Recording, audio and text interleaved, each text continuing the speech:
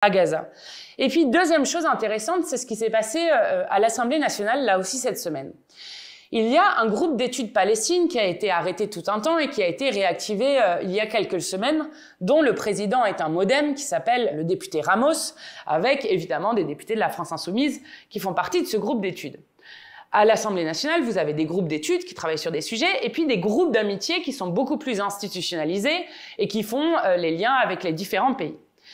Cette semaine a été demandée, sur demande du président Ramos, donc MoDem, ce n'est pas France Insoumise, que le groupe d'études soit transformé en groupe d'amitié. D'autant que la semaine dernière, la France a voté pour, à l'Assemblée générale des Nations Unies, pour l'adhésion de la Palestine à l'ONU. Donc c'est juste quelque chose de cohérence, de faire en sorte que, ce soit reconnu comme un véritable groupe d'amitié avec la possibilité d'échange et qu'il soit une reconnaissance institutionnelle aussi dans l'Assemblée de ce groupe d'amitié. Vous avez Renaissance, les LR, le MoDem contre l'avis du groupe qui avait pourtant voté à 80% pour dire qu'ils étaient d'accord pour que ça devienne un groupe d'amitié. Et évidemment le Rassemblement national, qui se sont opposés à la transformation du groupe d'études vers un groupe d'amitié. Et donc ce groupe d'amitié n'a pas pu être créé, qui est une erreur historique à un moment où un génocide est en cours et qui va à l'encontre des positions, y compris prises par le gouvernement lors des votes à l'Assemblée générale des Nations unies. Donc ça montre l'omerta qui continue là aussi d'avoir cours, y compris à l'Assemblée nationale. Et je vous assure qu'on continuera à se battre sur cette question.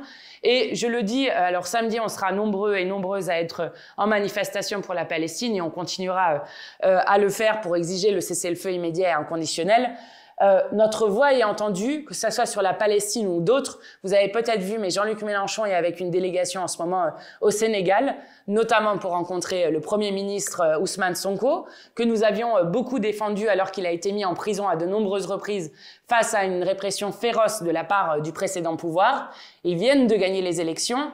Et ils ont fait une conférence ensemble à l'université qui était un succès incroyable. Et surtout, Ousmane Sonko a dit cette chose très importante. Il a dit vous êtes la voix de la France que nous avons attendue toute notre vie. Voilà, vous êtes l'autre voix de la France.